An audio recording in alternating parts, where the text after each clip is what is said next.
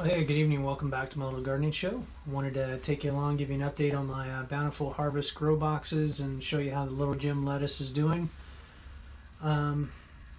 Before that, though, I want to cover some things I'm learning from the Mittlider gardening course. That would apply really to any kind of gardening you're doing, I would think, as far as growing vegetables. And that is the 6 laws of plant growth, right? So there's 6 laws. Law number 1 is light. You want to make sure that you're growing, most vegetables, plants that you're growing for food are going to require about 6 to 8 hours of direct sunlight.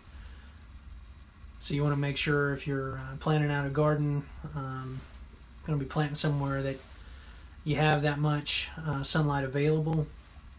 There's a couple different ways of doing that. I mean, you can just kind of casual observation, kind of track the sun, if you've got trees planted in certain locations or whatnot. There's a couple of smartphone apps. One's called Sun Surveyor you can use that will actually show you. You can pull up a Google map. You can do a couple neat things with it.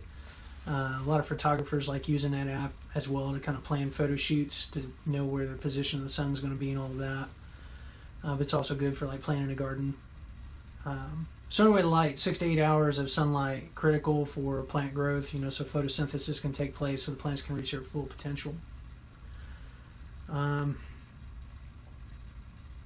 number 2, temperature. Most plants, kind of the optimum range is between 55 and 85 degrees. Those are kind of the extremes on the tails there. 55 is kind of a minimum that you need for things to really start to grow. That and warmer, the warmer the better, to about 80 degrees. Gets much over 85 degrees, and that's not good. The plants become stressed, maybe have difficulty setting fruit, like tomatoes. If it gets too hot, the pollen in the flowers, it gets kind of sticky and stuff, and it's difficult for them to set fruit. So anyway, temperature is important, making sure that you got a good temperature range, especially if you're growing in the winter, ensuring that, or early spring, ensuring that the temperature is adequate so that plants can grow, help facilitate the growth. Law number 3 would be, I believe, water. It's important that plants have water. I mean, you think about it, I think we're 80% water or something like that. Plants are 80% water. If they don't have water, they can't transport nutrients within themselves. They're going to wilt. So, and they're not going to grow. If your plants are wilting, they're not growing. They wilt because they're trying to conserve surface area. They're trying to conserve water. So you want to make sure you got consistent water available for them. There's a couple different ways of doing that. Whether you're growing in indoors, you can set up a bottom watering, kind of like in these grow boxes. I added about a gallon of water to each one, and that's kept the soil mix pretty moist for the most part. And every couple days, applying some fertilizer, liquid minerals, and stuff like that. So water's critical for plant growth. Law number 4 is spacing or air circulation, making sure that the plants are spaced properly so that they can, especially in like a garden setting, so they're not competing for nutrients, and there's good air circulation to keep down the possibility of like waterborne diseases, that thrive in like a wet environment, the molds and the funguses and things like that grow when things are wet. Having good spacing allows air circulation. Also, in the ground level, the roots underground, they need to be able to breathe, take in oxygen. So having, basically loose soil or grow mix or a growing medium where the roots can be down in there and they're not going to get waterlogged.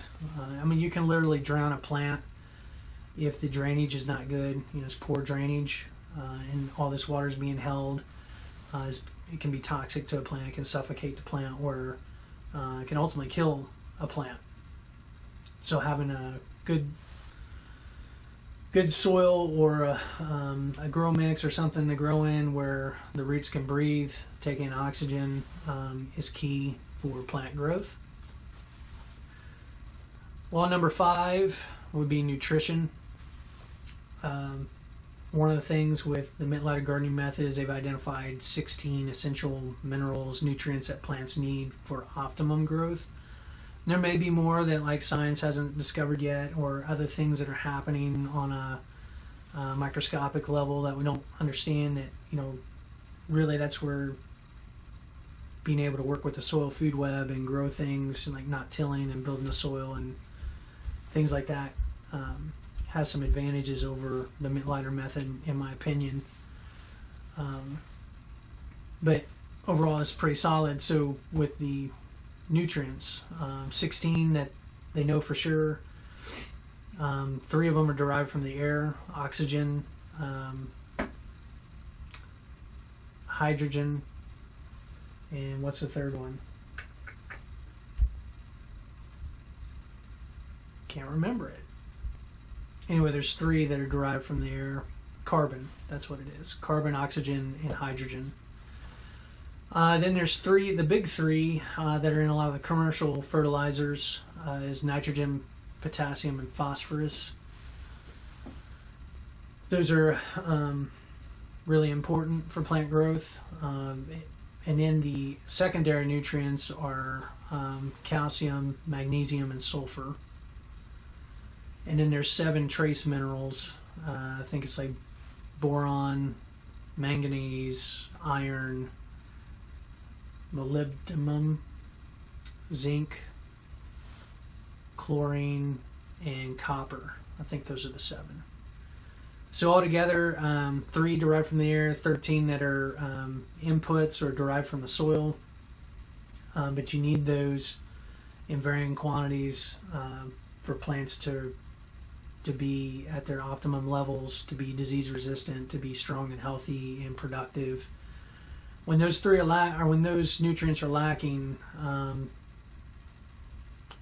you're limiting the potential of your crops. You're not going to get a good result. A lot of these third world countries that Dr. Jacob Mint-ladder had been in, that was really the problem, was that their soils were deficient, or their agricultural practices were limiting. And so the big thing he did was help them develop systems, put systems in place to ensure that the plants were getting the nutrition that they needed, getting the water that they needed. The beds were designed to where there was the drainage was good. The gardens were located in areas where they had adequate sunlight. They grew indoors if temperature was an issue. There's a variety of things they did to address the laws of plant growth, right? Law number 6, which is kind of an add-on, is competition, and it's basically competition by weeds, other plants, insects, insect pressure, and animals, things like that. And so the idea is that you have really wide rows, your spacing's good, so that you reduce pressure from weeds and pests and all that, because one, you can take care of the garden. It's easy to take care of. You're putting a barrier there so that it's a little more difficult for insects to get to the crops and things like that. So anyway, all good little principles or laws to kind of follow. So with all that being said, the reason why I put all those out there is because with these grow boxes, of the 6 laws, at this point, I think there's at least 2 that I'm probably violating based on the results I'm seeing. So let's take a look at the grow boxes here. All right, so it's been about 3 weeks or so, maybe a little over 3 weeks. I mean, at first glance, everything's looking pretty healthy, pretty good color. Nothing's wilted.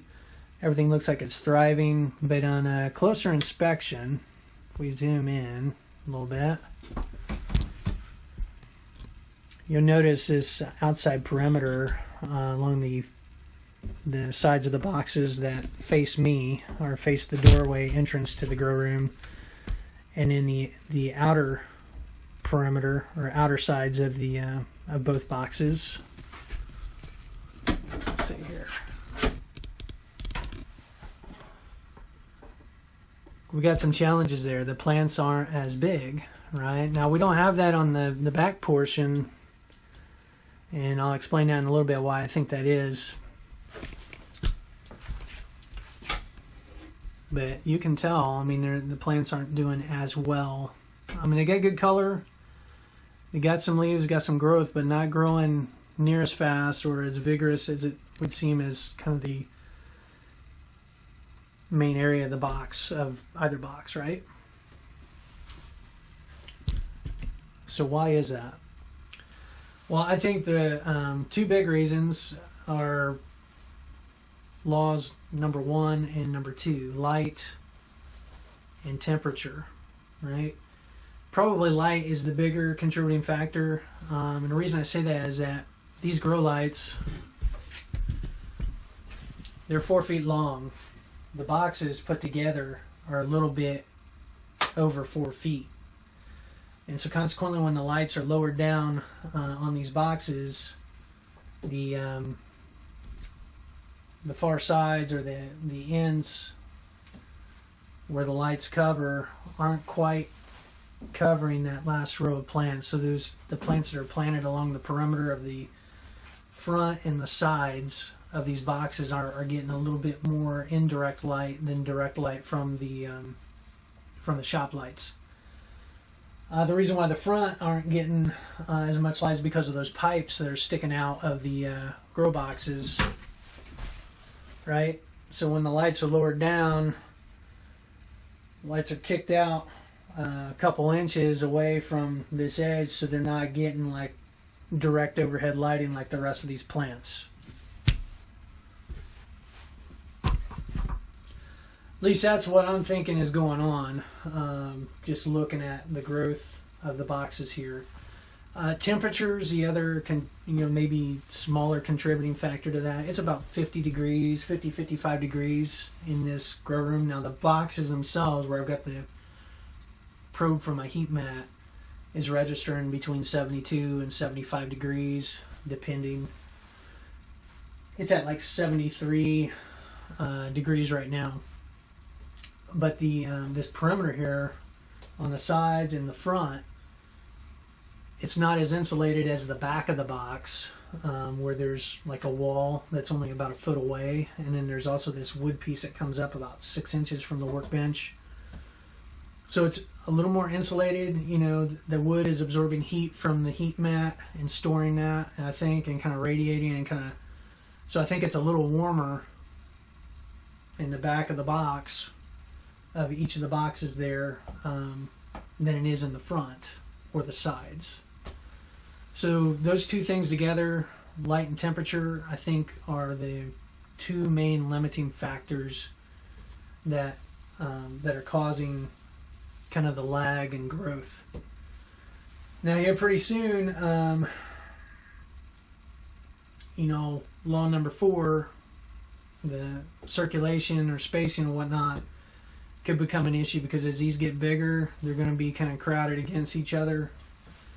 If I had 2 more of these boxes, one thing I could do is I could thin these out and basically remove about half the seedlings, or maybe planted it that way to begin with, and instead of having 180 in a box, I would have done 90, and there have been a good 4 to 5 inches spacing between the little lettuce heads here.